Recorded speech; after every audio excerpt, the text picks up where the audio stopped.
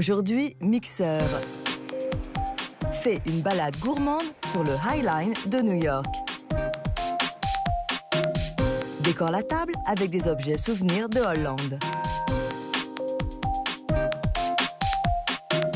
Et part à Lima à la découverte de la cuisine amazonienne avec le chef Pedro Schiaffino.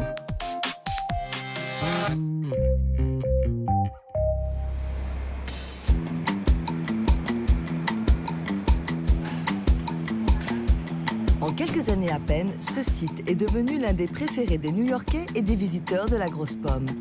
Une balade de 2,5 km à la fois dans la verdure et au cœur de la ville, avec en prime quelques agréables découvertes culinaires.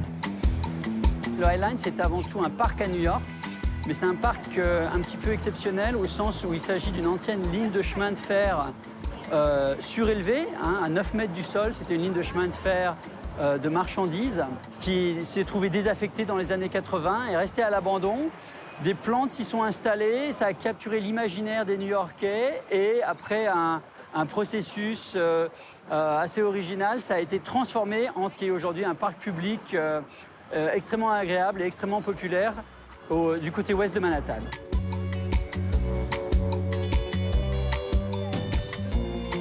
On est dans l'environnement urbain, mais en même temps, on est vraiment à l'écart de l'environnement urbain et on se retrouve mis en perspective d'une manière tout à fait différente parce qu'on est au-dessus des voitures, au-dessus des piétons.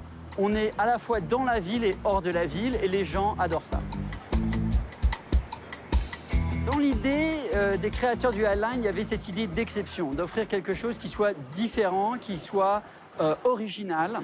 Et cette philosophie, elle a été transmise au programme culinaire, va-t-on dire. Donc, on a toutes sortes de vendeurs. Donc, c'est des vendeurs qu'on ne trouve pas ailleurs dans la ville. C'est des vendeurs qui ont une production la plus locale possible, la plus originale possible, une offre qui se renouvelle tous les ans et qui offre une garantie en fait à nos visiteurs de fraîcheur, de qualité, d'originalité et d'authenticité.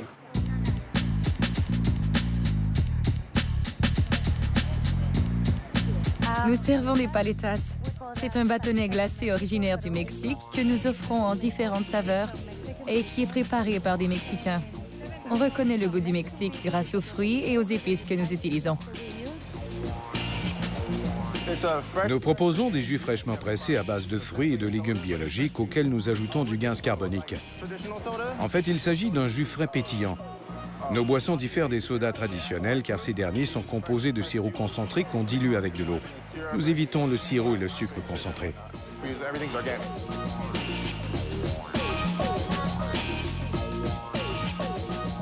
La ville de New York est propriétaire du High Line et pour elle, il y a toute une philosophie des parcs à New York qui remonte au 19e siècle, qui est très établie et qui est de très grande qualité.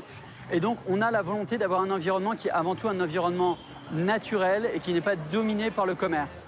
Donc, on a des zones de commerce, on a des points de commerce. Il y a plein d'endroits sur le High Line où on va se dire « Ah oui, là, on marche quand même pendant presque 2,5 km, on aimerait bien une petite glace, on aimerait bien une petite boisson. » Donc, on va avoir quelque chose adapté à ce besoin. Mais sinon, l'offre principale est le regrouper dans un endroit qui est derrière nous, qui est le passage de Chelsea Market. Et c'est là qu'on a l'ensemble de notre offre. Nous vendons d'authentiques tacos mexicains.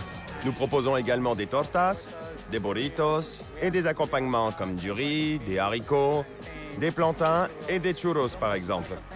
Ce qui nous rend unique, c'est l'authenticité de notre cuisine. Nous fabriquons tout à la main, que ce soit nos tortillas de maïs ou nos burritos de blé.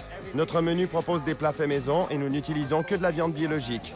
Sans oublier la guacamole qui est excellente. Nous vendons des sandwichs à la crème glacée. Tous les ingrédients que nous utilisons sont biologiques, excepté pour le Lovelet, dans lequel nous incorporons du colorant artificiel rouge. Nous proposons une version plus raffinée du sandwich à la crème glacée traditionnel. Celui qui, pour les gens, se résume à un bloc de crème glacée à la vanille entre deux gaufrettes au chocolat. Voici notre classique, le sandwich à la crème glacée à la vanille, avec un biscuit aux brisures de chocolat et aux noix. On trouve ensuite le Daniel, composé d'un biscuit au brownie avec de la crème glacée au beurre d'arachide, puis le Sweet Pea, de la crème glacée aux fraises, servie sur un biscuit à la vanille.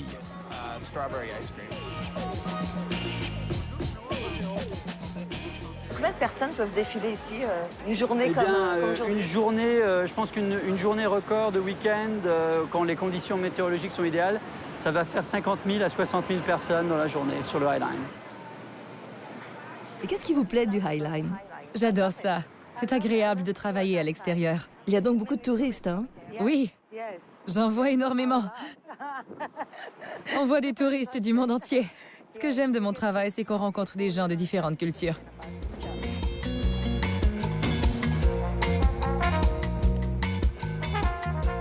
C'est un énorme succès, hein, ce High Line. C'est un grand succès, c'est un succès pour New York, pour le West Side, puisque ça a vraiment contribué. Il y a eu un redéveloppement, mais un redéveloppement de qualité du West Side, des créations d'emplois exceptionnelles, et vraiment au plaisir des gens. Il suffit de les voir, se promener sur la Line et découvrir la ville d'une manière différente et partager des moments très forts lorsqu'ils nous rendent visite.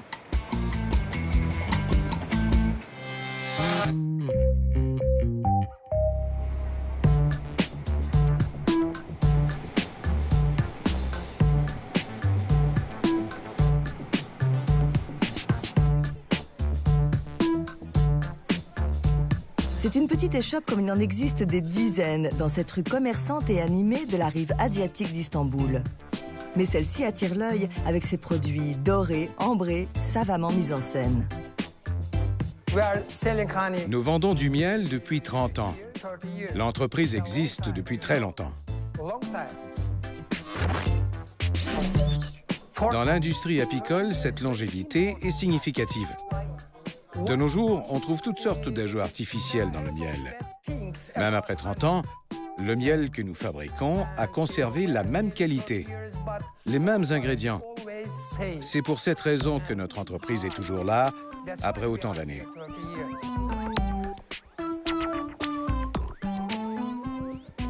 Les fleurs qui poussent en Turquie sont reconnues partout dans le monde. Le pays compte une variété impressionnante de fleurs, surtout dans l'est de la Turquie, dans la province de Rize, près de la mer Noire. Le miel que nous produisons en contient une dose très élevée. Pourquoi? Parce que la région compte une multitude de variétés florales endémiques. Nous fabriquons le miel à partir d'un endroit situé très haut en altitude, d'où la qualité de nos produits. Nous misons sur la qualité avant tout.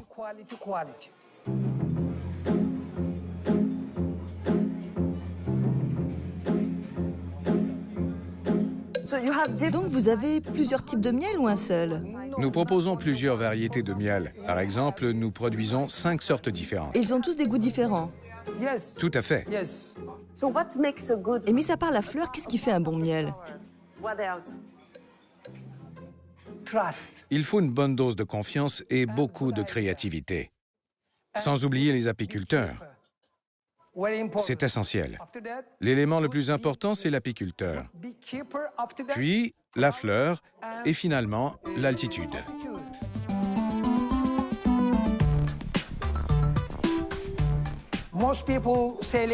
La plupart des gens ici vendent leur miel 5 ou 10 livres turcs le kilo, parfois même moins que ça. C'est très problématique. Impossible de vendre du bon miel à ce prix-là.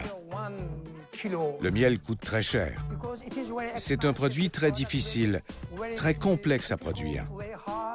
Selon moi, 1 kilo de miel de qualité devrait se vendre au moins, et j'insiste, 20 livres turcs, voire 30.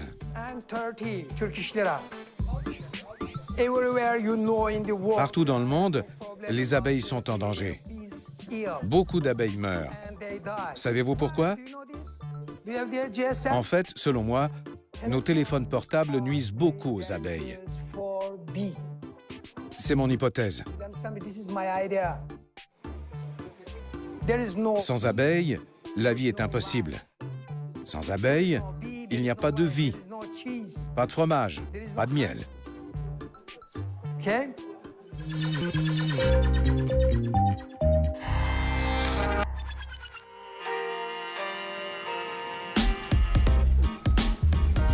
Ça, c'est du bol d'eau qui sert pour tout. On utilise quand l'homme ou la femme ne se sent pas bien.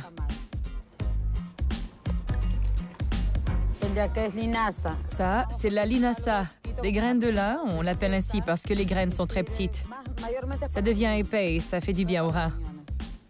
Et la luzerne, c'est pour le sang. Ça aide ceux qui n'ont pas beaucoup de sang. Ici, nous avons toutes sortes d'herbes. On y ajoute de la prêle, de la menthe, toutes sortes d'herbes qu'on mélange avec les ingrédients que j'ai mis dans le verre. Et ici, on mélange le tout.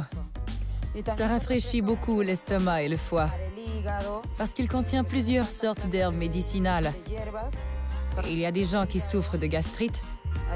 C'est pour tout ça qu'on utilise l'emoliente.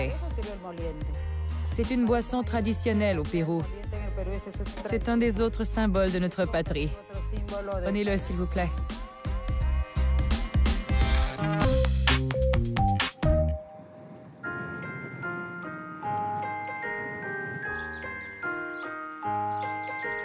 Les moulins, les sabots, les champs de tulipes, les clichés ne manquent pas quand il s'agit d'évoquer la Hollande. Eh bien, ces derniers sont devenus source d'inspiration pour cette designer alors qu'elle était à la fin de ses études en voyage au Japon. Au Japon, j'ai vu la perception que les gens là-bas avaient des Néerlandais, de notre culture et des objets qu'on associe aux Pays-Bas. La faïence de Delft, par exemple, pour lesquels les Néerlandais sont reconnus. Les stéréotypes sur les Néerlandais sont nombreux. On m'imaginait blonde, chaussée de sabots, un fromage et des tulipes dans les bras, rentrant dans mon moulin le soir. C'est l'image que les Japonais avaient de moi. Je me demandais comment c'était possible d'arriver à un cliché aussi exagéré. Pourtant, quand on pense au peuple japonais, on a nous aussi une image tout aussi folklorique. C'est comme ça que m'est venue l'idée de créer des objets à partir de ces stéréotypes.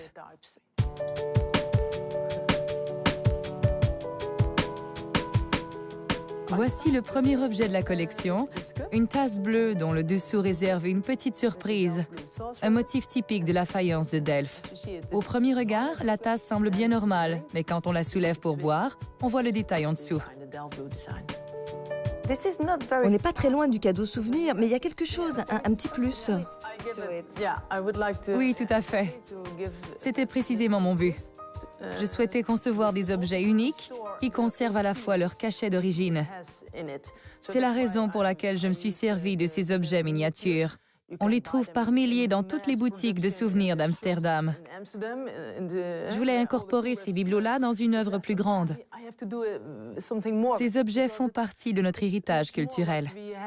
C'est pourquoi je crois qu'il est très important de les remettre au goût du jour.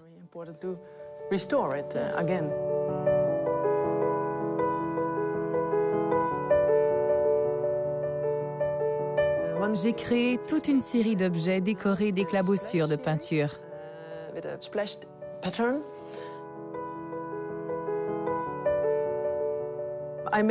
J'ai également fabriqué une petite série de tasses ornées d'un relief représentant des biscuits.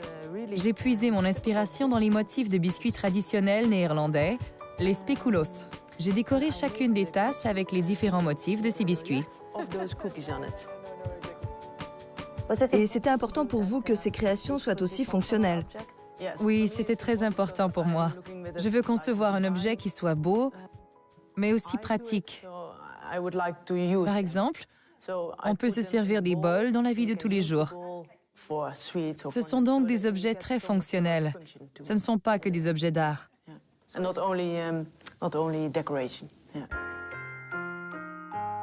J'ai fabriqué quelques bols dans lesquels j'ai inséré un bibelot. Chaque bibelot revêt une signification liée à un dicton. Par exemple, on dit que le chat noir symbolise la malchance. Mais pour moi, c'est aussi un porte-bonheur. J'ai commencé la collection en 2003. Je venais tout juste de terminer mes études. C'était à mon retour du Japon. Et j'ai présenté mes créations dans le cadre d'une petite exposition. Puis, des représentants d'un musée ont communiqué avec moi pour vendre mes objets dans la boutique du musée.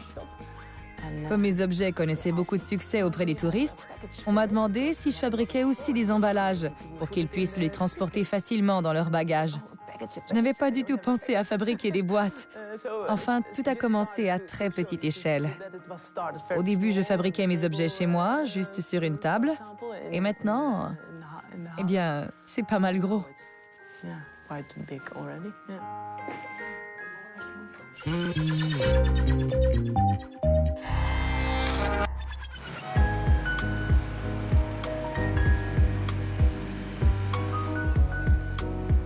Le chef péruvien Pedro Schiaffino fut l'un des premiers à Lima à explorer les richesses de la forêt amazonienne.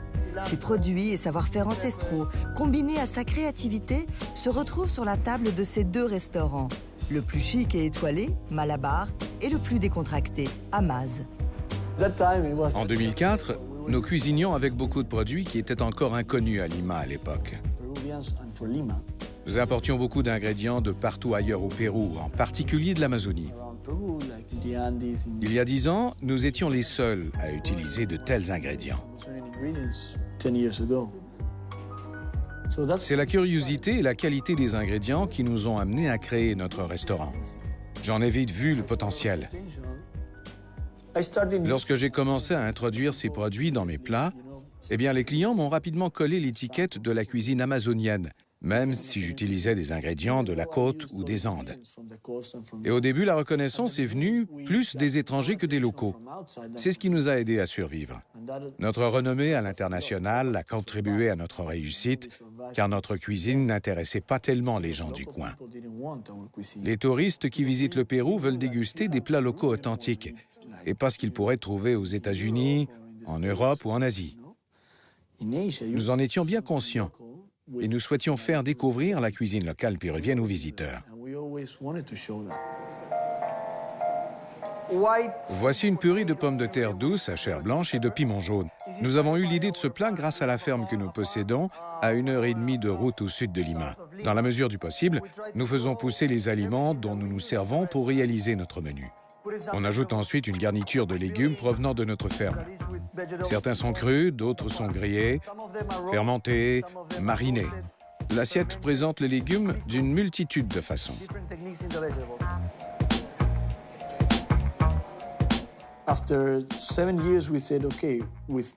Après 7 ans, nous avons réalisé que le Malabar ne se rendrait pas plus loin.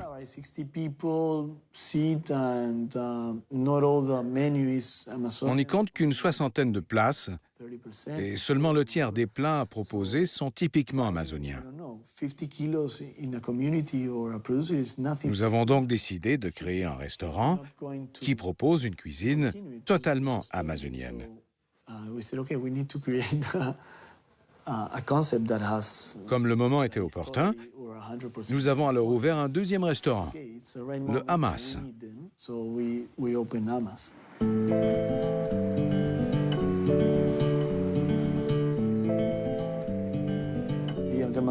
9 pays partagent le territoire de l'Amazonie. Nous avons donc décidé de proposer une cuisine provenant de plusieurs pays, qui ne se limite pas au Pérou. Nous souhaitions inclure les influences culinaires de tous les pays de l'Amazonie.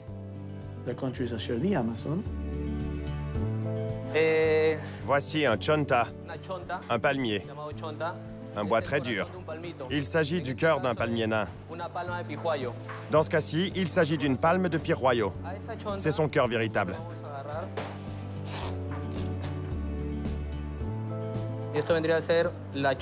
Ça, c'est la chonta, le produit. Chez Amaz, on le sert avec de l'huile de châtaigne, de l'ail croquant et un peu de farine. En général, les gens de la forêt l'accompagnent avec de l'avocat, de la tomate, du citron et un peu d'huile. C'est très classique. Ici, on va l'apprêter pour qu'il serve de garniture aux autres plats, pour obtenir un équilibre.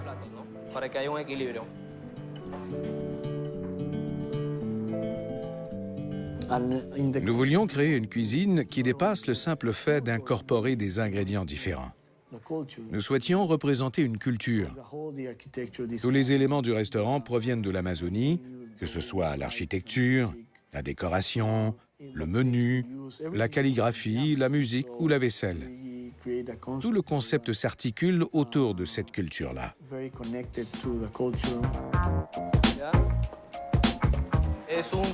Ça, c'est un ceviche chaud. Il comprend tous les ingrédients d'un ceviche classique. Des oignons, du citron, du piment et de la coriandre, qui sont les ingrédients essentiels d'un ceviche. Mais on va y ajouter un peu plus de piment doux et de la pâte de piment doux pour qu'il prenne cette saveur spéciale.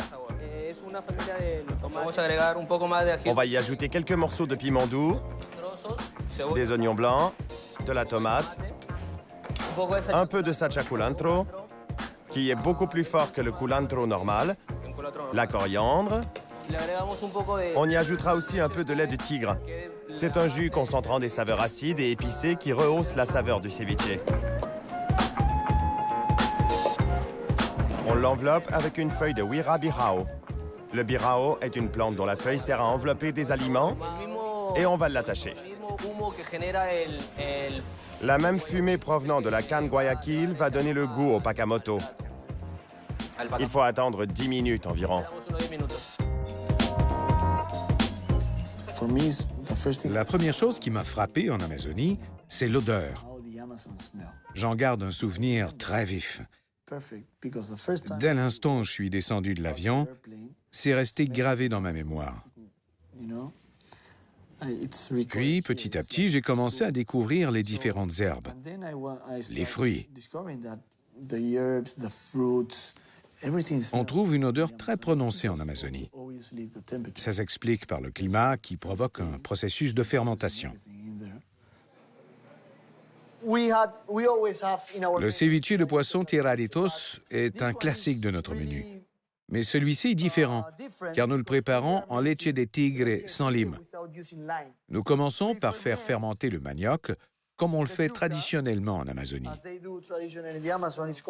On appelle cette mixture-ci masato. Mais au lieu de faire fermenter le manioc 2 ou 3 jours, on le laisse fermenter durant 2 semaines. Le goût devient donc très acide. Nous servons le plat avec du caviar de poisson-chat provenant d'Amazonie. Il s'agit d'un plat très simple, mais qu'on a beaucoup travaillé.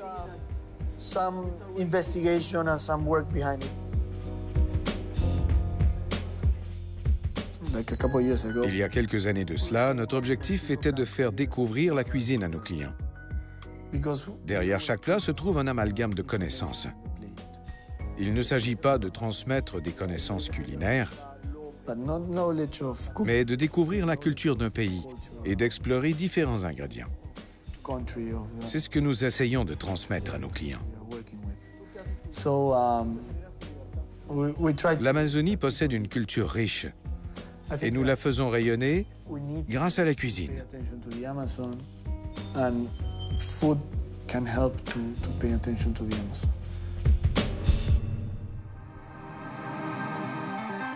Poursuivez l'expérience en ligne à tv5.ca.